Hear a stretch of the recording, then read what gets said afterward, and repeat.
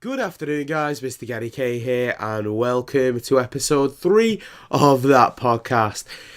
There's probably going to be someone watching this thinking, Ganny, you literally did an episode of this yesterday. And you know what? I know I did, but I'm really enjoying this right now. I'm enjoying what I'm doing, and I have topics that I was thinking about last night actually before I went to bed, and I thought to myself, why don't I do a new episode and talk about them, because it gives you a little bit more information about me as a person, and where I'm going in the future, really.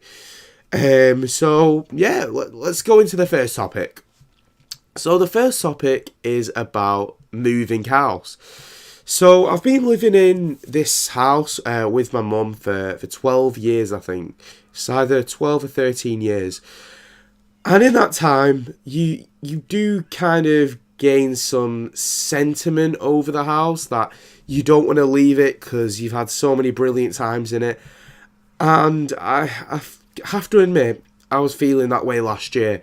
So last year we started looking at some houses. And we looked at this one not too far away from me. It's a massive house, much bigger than the one that we're in right now. And I was instantly thinking, right, this is going to be my room.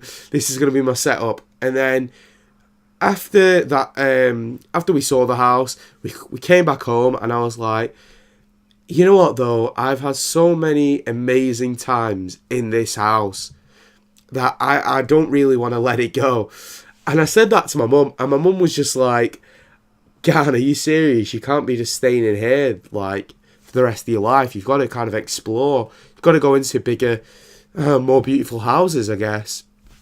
And I kind of agree with her, because when the prospect of me getting a bigger room came about, I was more like, you know what? Yeah, I'm happy with moving house. Everything's gonna be fine. But I guess I just want.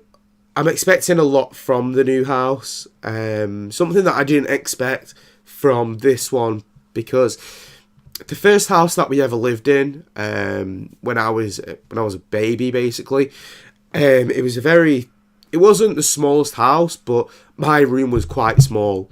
It looked like a spare room. It was that small. But and then I upgraded to a bit of a bigger room, and I've got too many stuff in this room.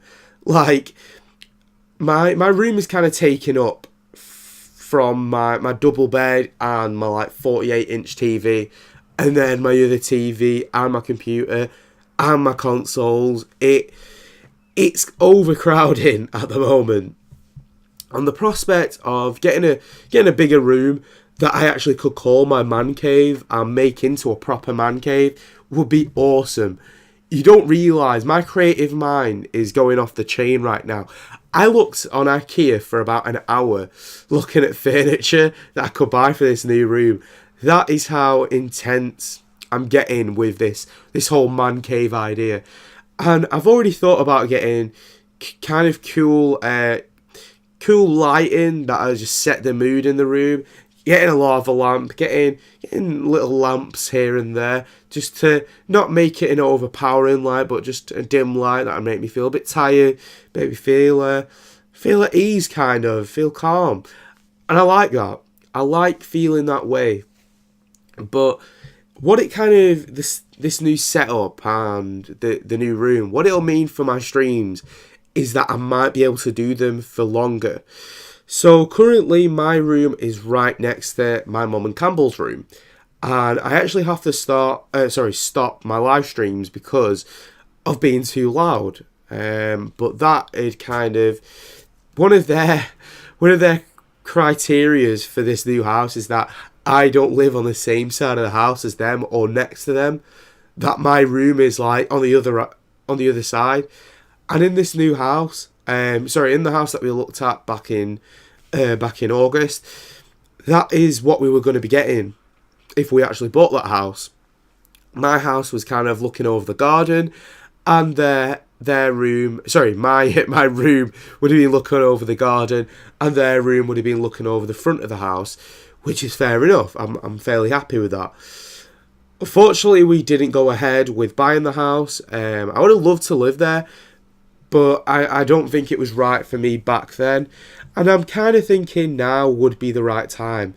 I think Campbell's kind of set a date that we want to be moved into a bigger house by December, and I'm really happy with the prospect of going into a bigger house and having more people round at my house, because at the moment I feel it's a bit cramped for people to come into my house sometimes. But when we go into a bigger house, I won't have to think about that. We've got space here, we've got a room there if you want to stay. It'll be awesome. So yeah, so that's what I'm dealing with on that kind of side of things, and yeah, the future's bright with that. So, talking about future and maybe learning some life skills as well, I want to talk about driving lessons. So, I currently don't drive.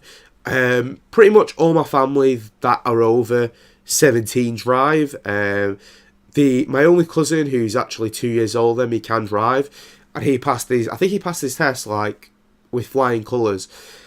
And I'm pretty much the only one that hasn't even started yet. And I want to talk about it. Because honestly, I don't think people kind of get the fact that I'm scared of wanting to do driving lessons. I'm scared of being really bad at it, failing at it. Just, I'm scared. I'm ultimately scared. I have drove before. I went on a junior driving day. What that basically means is you go into a supercar with someone that assists you. They've got pedals, and obviously they can put their hand over to kind of go over the steering wheel if needs be. And I did one of them, and my first ever car that I drove was a Subaru Impreza, and the second one was a Lamborghini Gallardo.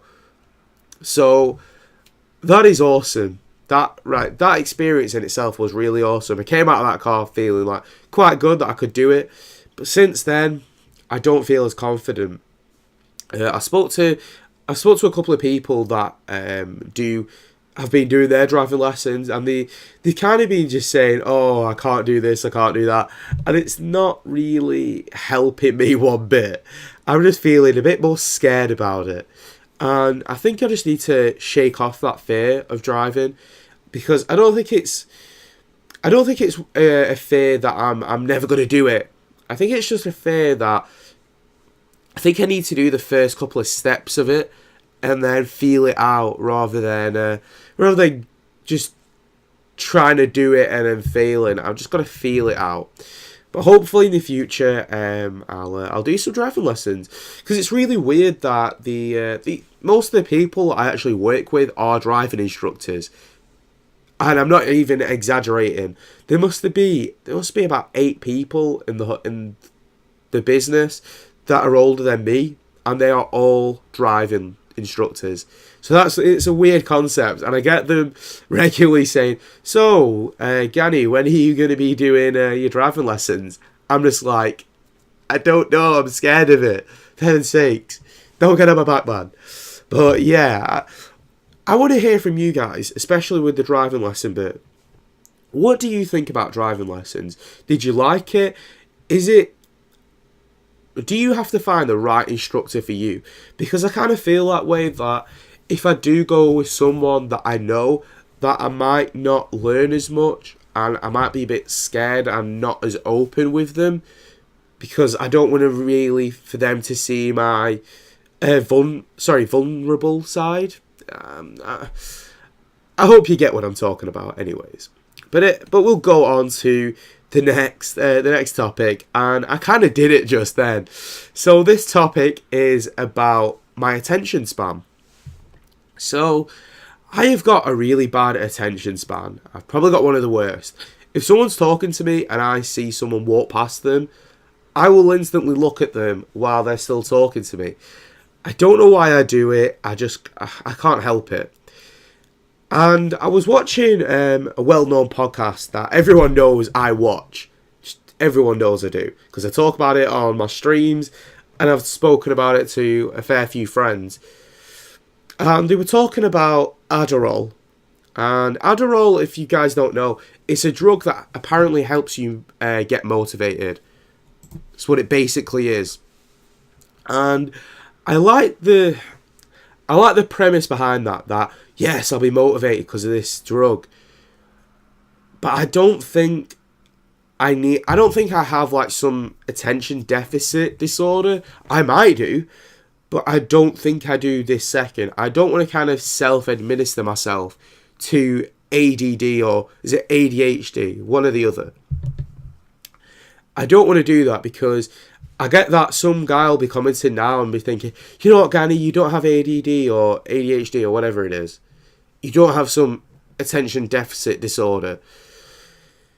And the thing is, like, people can say that, but I think my attention span is a massive problem.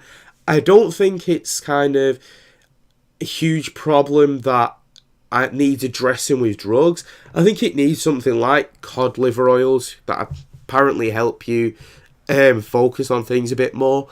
And I think I just need to be a bit less lazy with things. Like, literally, when I was switching topics, I was trying to find a topic on my phone. So I was actually looking at a Facebook message as well that my friends are sending me.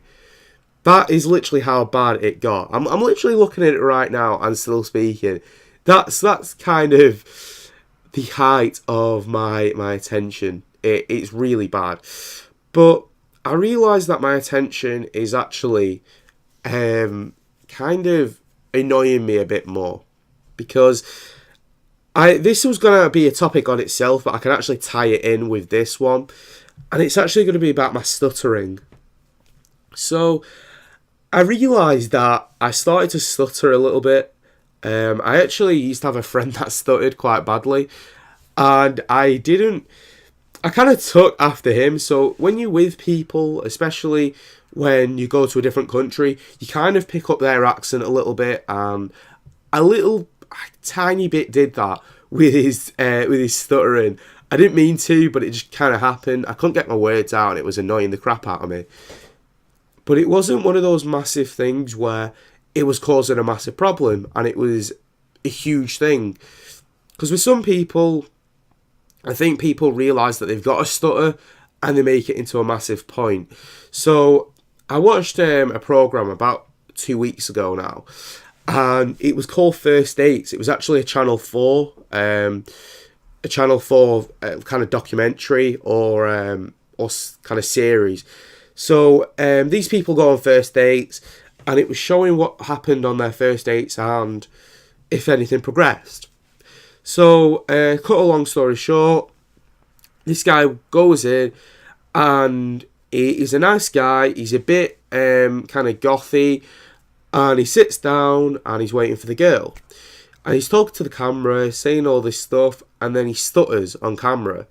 And I'm at this point thinking, right, okay, that's just a little bit of a stutter. I do it sometimes. It's just going to be one of them things that he can get over. But it happened, but he actually has a stutter. He has like a stammering thing. And he struggled in his first date massively. And this girl was I hated this girl. I wanted to slap this girl. I hope no one listens to this and think, oh my god, you're a girl beater. No, I just mean in terms of, she really pissed me off. Because what happened to this guy? This guy stammered and stuttered, and this girl just did not help. She was finishing his sentences when he was clearly just trying to get his sentences out, and it really, in a way, it kind of broke my heart. Because when I talk to girls, when I talk to people in general, I'm a fairly confident guy. I can speak to no one. Sorry, I can speak to no one. I speak to anyone. It's just something that I'm blessed with. But for someone not to be blessed with that, and for them to struggle on a programme as well, that everybody can see, I feel that's harsh. It's not kind of, I'm not saying that because obviously Channel 4 can take that down, because he put himself in the firing line. But it was a problem, and this girl really she wasn't the nicest girl. She was really open, really outspoken, and he struggled big time. I think he was more of an introvert, and she was an extrovert, like a really strong extrovert. But it's one of them things. If he ever watched this in the future, which I doubt he would. He would. I really do hope for the best for you personally, because that guy, he seemed like a really awesome guy, but he just couldn't. He had this one little thing that was causing a little bit of a problem, and it was his speech, and this girl just didn't kind of accommodate it. But anyways, I hope something good happens for you, pal. So that kind of made me think that I don't have a stutter or a stammer that is as bad. I just think I don't really think ahead as much, and then I go into a massive rant. That might be what's happening right now, but this is kind of like a stream of consciousness as well, that I'm just getting things off my chest, talking about things, feeling things out, and that's awesome. But sometimes, especially when I'm talking to friends, I might need to kind of think about what I'm saying, think about if they want to hear it, think about if it's funny, and just see how it goes after I've kind of given it all those tests. And then I might be able to kind of tell you guys a bit better about it, and maybe be a better kind of storyteller about it. Because I think a lot of my stories that I do tell kind of just fall flat on the face because I don't have that excitement about it, or I know all the details, or give them all the details in that segment in a short space of time. But I feel that if I think ahead, if I don't really think about me stuttering, and I keep my attention on this one thing, I think everything's going to be fine. And I did realise I squeaked then. But I do think everything's going to be fine. And that hopefully I'll be able to tell some badass stories and keep this non-stutter. Oh my god, I literally just did it. God damn it, I stuttered. But this non-stuttering thing. Hopefully everything goes fine for me. So, I do want to thank everyone for watching. It's been a really good episode. I've enjoyed myself. Sorry if this was long-winded, but hey, you're not watching this for a short episode. You saw that it was 17 minutes long and you clicked it. Ha, gutted for you. So, yeah, I want to thank everyone for watching. MrGannyK out. Cheers for watching, guys.